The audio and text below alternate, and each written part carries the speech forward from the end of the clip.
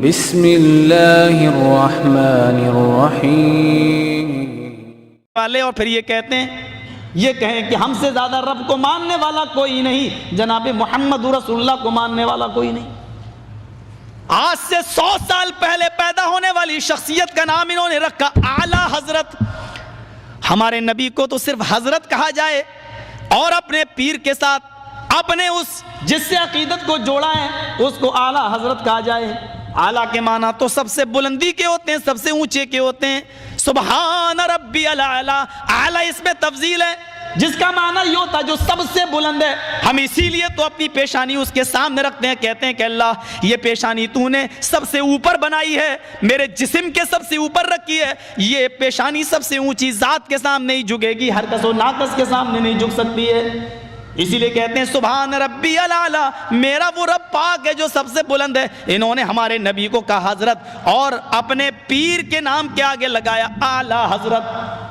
हजरत से भी बुलंद, हजरत से भी ऊंचा, जनाबे मोहम्मद रसूलुल्लाह से भी ऊपर जिसका मकाम मर्तबा हो। कुछ लोग तो इस लाइन में निकले कि उन्होंने अपने पीर को आला हजरत नबी से ऊंचा कहा, और कुछ लोगों ने तो अल्लाह ही का बाप बना दिया, अबुल आला। आगे का नाम नहीं लूंगा मैं, उसका नाम लेने से पहले मुझे वजू बनाना पड़ेगा, बहुत मुबारक हस्ती है, वो लोग आप जानते होंगे।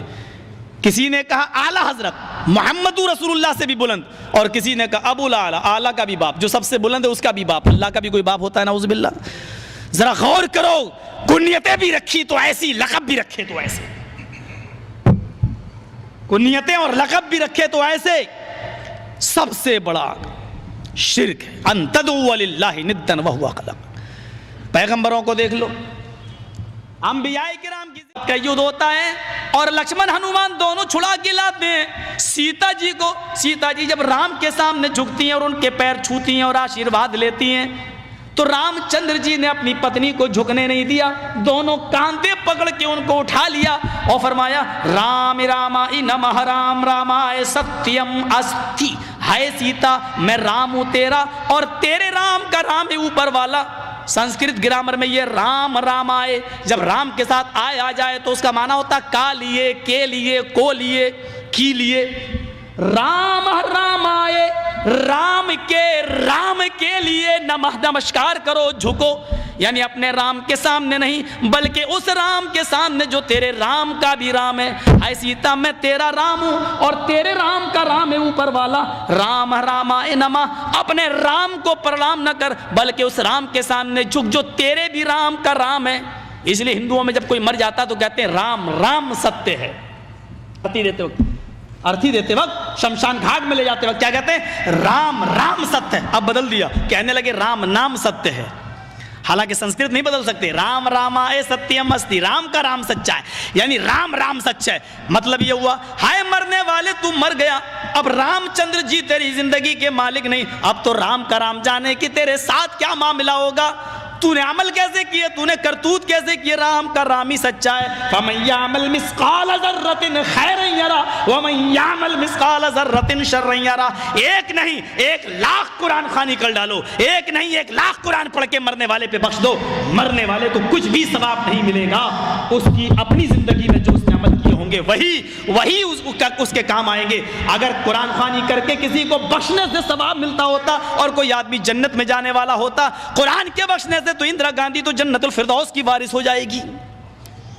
हमारा बाप मरता है तो एक कुरान पढ़ा जाता है ना। इंदिरा गांधी मरी तो जमीर फरोश कठमुल्लाओं ने, अपने जमीर और अपने ईमान को बेचने वाले मुल्ला और मौलवियों ने उसकी समाधि पर 3 कुरान खानी की है, सिर्फ कांग्रेस से पैसा वसूल करने के लिए। 3 कुरान, एक कुरान जिस पर पढ़ के बख्श दिया जाए तुम्हारा बाप जन्नत में चला जाए, 3 पढ़े जा रहे हैं, क्यों नहीं जाएगा साहब? वो काफिर है। काफिर कहां है? नहीं, वो कलमा नहीं पढ़ता। जो कलमा तुम पढ़ते हो वो भी तो वही कलमा पढ़ता है। तुम कहते हो ला इलाहा इल्लल्लाह मुहम्मदुर रसूलुल्लाह, उसके यहां पर भी तो यही कलमा लिखा हुआ है अथर्ववेद के 20वें कांड में, और पंडित मरने से पहले अपने बेटे को वही अंकी के जुमले सिखलाता है। ला इलाहा हरणे पापन इल्लल्लाह परम पिदम, तू जो चाहे स्वर्ग तो जपे नाम मुहम्मदम। हाय मेरे बेटे, मरने से पहले ला इलाहा इल्लल्लाह पढ़ लेना, तेरे सारे पाप मिट जाएंगे। ला इलाहा हरणे पा इल्लल्लाह, ला इलाहा हरणे पापन इल्लल्लाह परमपिदम, ला इलाहा इल्लल्लाह पढ़ लेना, तेरे सारे पाप हरण हो जाएंगे, मिट जाएंगे। यही तो अल्लाह के नबी ने कहा था, इन्नल इस्लाम यहदिमु मा कान क़ब्ला, इस्लाम ले आओ। इस्लाम कब लाया जाता है? जब कलमा पढ़ा जाता है। मा कान क़ब्ला, जितने भी गुनाह तुमने किए हैं सारे के सारे गुनाह माफ हो जाएंगे। जो कलमा तुम पढ़ते हो वही तो वो भी पढ़ते हैं, फर्क इतना है। दलील क्या है? तुम खड़ी मूर्ति की पूजा कर रहे हो, वो पड़ी मूर्ति, एक पड़ी मूर्ति की एक खड़ी मूर्ति की। ये शंकर भगवान की मूर्ति है, ये बड़े पीर साहब का या निजामुद्दीन औलिया का मजार है, यह अहमद रजा खां का मजार है। ये खड़ी मूर्ति है, ये पड़ी है। जो काम इस पे हो रहा है वही काम तो इस पे भी हो रहा है, वरना मुझे बता दो। हिंदू चुनरी चढ़ाए मूर्ति पे तो काफिर, तुम चादर चढ़ाओ तो पक्के मुसलमान, वो हार डाले तो काफिर, तुम फूल बरसाओ तो पक्के मुसलमान। ये कोई चीज खाने की मूर्ति पे चढ़ाए तो कहे प्रसाद, प्रसाद खाना हराम। यहां पर कोई चीज चढ़ाई जाए उसको कहो तबर्रुक है, और ये खाना बड़ा मुबारक। हिंदू मूर्ति धोकर उसका पानी पी और कहे कि ये गंगा जल से ज्यादा पाक पवित्र है, इससे बीमारियां सही हो जाती हैं। मुसलमान और उसके मौके पर कब्र धोकर पानी उसके बोतलों में भरे और कहे कि इसके आगे तो जमजम भी फेल है, तो ये पक्का मुसलमान। जो काम इस पे हो रहा है वही काम तो इस पे हो रहा है। और आज मैं फतवा देने का आदी नहीं हूं, लेकिन आज जज्बात में हूं, मैं ये फतवा दे के चला जाता हूं। मेरे प्यारे साथियों, अल्लाह की कसम, अगर भारत के और पाकिस्तान के, हिंदुस्तान और पाकिस्तान के, हिंदुस्तान का ये 20 करोड़ मुसलमान और पाकिस्तान का वो 15 करोड़ 10 करोड़ मुसलमान, अगर ये चादर चढ़ाने के बाद, चुनरी चढ़ाने के बाद, तबर्रुक खाने के बाद अगर ये जन्नत के अंदर चला गया, तो काबे के रब की कसम खा के कहता हूं कि भारत का 60 करोड़ हिंदू भी एक एक करके जन्नत में चला जाएगा। और अगर भारत का हिंदू जन्नती नहीं है तो इतना याद रखना कि फिर तुम अपने मुसलमान होने का सर्टिफिकेट पेश करो। तुम वो जहन्नम में क्यों जाएगा? अगर वो इन कामों की वजह से जहन्नम में जा रहा है तो तुम ये काम क्यों कर रहे हो? तुम्हारे अंदर ये काम क्यों पाए जा रहे हैं? तुम भी तो वही काम कर रहे हो। अरे उसने तो फिर भी मूर्ति लगा रखी है, तुमने तो पता नहीं किसको गाड़ दिया और नाम ही उसके बदल दिए। अल्लाह जाने उसमें हकीकत में वो है भी या नहीं है। मस्जिद में हूँ, अल्लाह के घर में, अल्लाह के घर से बड़ी कोई जगह नहीं होती है।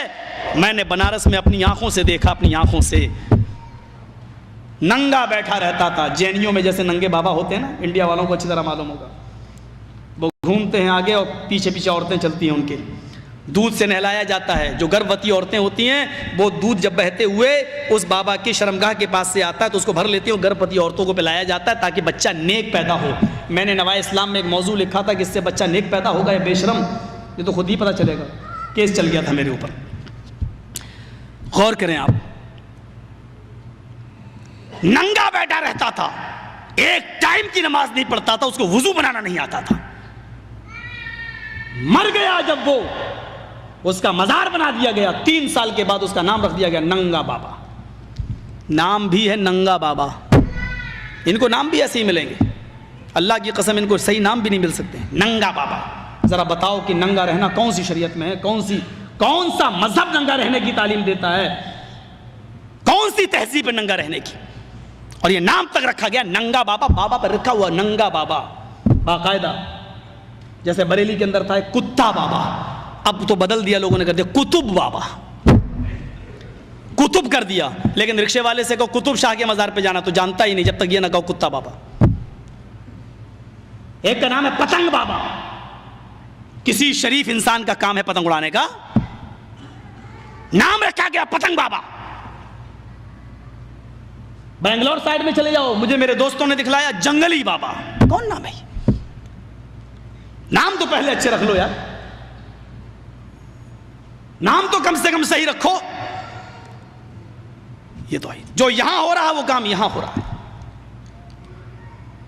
ये मैंने हिंदू धर्म से एक तौहीद बताई। रामचंद्र जी ने कहा कि उसके सामने झुको जो तुम्हारे राम का भी राम है। जरा ओल्ड टेस्टामेंट से एक तौहीद सुनिए। ओल्ड